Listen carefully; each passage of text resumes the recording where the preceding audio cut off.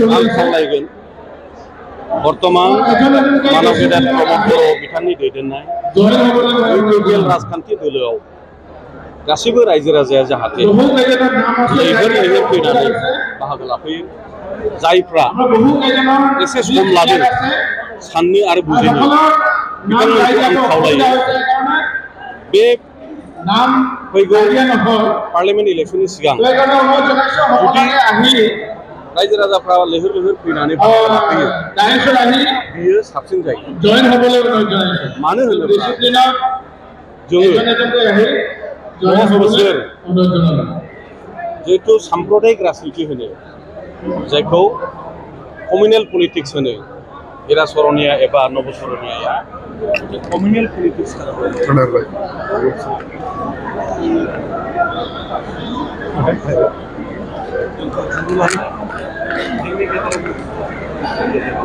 हुदाफोरखौ नष्ट खालामदों नाथाय दिनै बेखौ जे जोंनि देशनि प्रधानमन्त्री मानव गेदेर नरेन्द्र मोदी आसामनि मानव गेदेर गाहाय मन्त्री एबा मुख्यमन्त्री मानव गेदेर डक्टर हिमन्त बिश्व शर्मा मानगोनां बिथां एनडिए हिसाबै इउपिपिएलनि पार्टी केन्डिडेट एबा बिजाथिखौ एनडिएआ दिनैहाय समर्थन होबाय बे जोंनि थाखाय बिराद गिदिर खोथा आरो एबारनिफ्राय बे जाथि बोखावनानै राजनिति खालामनाय एबा हिराचरनियानि बायदि नवचरनियानि बायदि कमिउनेल पलिटिक्स खालामनाया एबाराव जोबफैबाय बेनिखायनो रायजो राजा आइ आफा बिदा फंबाय बिब' बिनानावमोननिसिम आङो मोनसे आंनिफ्राय बार्ता एबा फोसावनाय एबा खौराङाव हरनो सानदों बे समखौ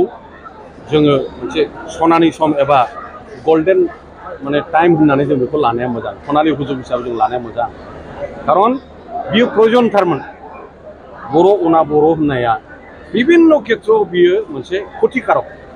जोंनि थाखाय बिराद मोनसे गाज्रिमोन बेखौ दिनै एनडिएआ गसंथानानै इउपिपिएल दोलोनि केन्डिडेटखौ देरहाहोनानै बे समखौ दिनै फोजोबनाय जाबाय बे समखौ जोङो सुजुग हिसाबै जों लानांगौ नोंथाङा बिपिएल दाजेननायनि गोबां फान्डायो एबा गोबां बिहोमा दं नोंथांनि गेदेर नोंथांखौ नागारबाय एबा नोंथांखौ माखासे मिडिया एबा सोर चन्द्रनानै बिथांमोना माबायदि बिथांमोना आं हारसिंल' बानायाखै खस्थ'आ रायजो राजा बयबो खालामदों बै समाव बिपिएफनि दैदेनगिरिफ्रा दा बेवहाय बिपिएफनि लिडार हिसाबै मानव गेदेर आफादगिरि हाग्रामा मानगोनां बिथाङा मा बुंदों बुङाखै सम आंबो खोनादों बिनि फिननाय होनांगौ होननानै आं साना खारन आइ आफा रायजो राजाया नुदों मिथिदों आं सोरबाया सोर बिनि उत्तर होनांगौ आं होननानै साना आं मोनसे खोथाखौ बुजियो जे माहारिनि थाखाय खौसेथिया प्रथम गिबिसिना जाहैबाय जोंनि खौसेथि खारन बे खौसेथियासो जोंखौ गसंथा होदों बड'फाया बुंलांदों डिभाइडेड वी फल इउनाइटेड वी स्टेन्ड बे मन्त्रखौ जों मालाबाबो बावलाङा गतिके बुंलायनाय नांलायनाय रायनाय बांसावनाय बे मायाव खामानियाव नाङो बेखौथ' खामानिनि जिनिस नङा गतिके नांलायनाय खमलायनाय गाज्रि मुं सोलायनाय बेफोरखौ जों बावनांसिगौ आरो जों माखौ जोंनि जेनेरेसननो जों मा फोरोंनांगौ जोंनि गथ' गथायनो फंबाय बिनानावनो जों मा फोरोंनो नागिरदों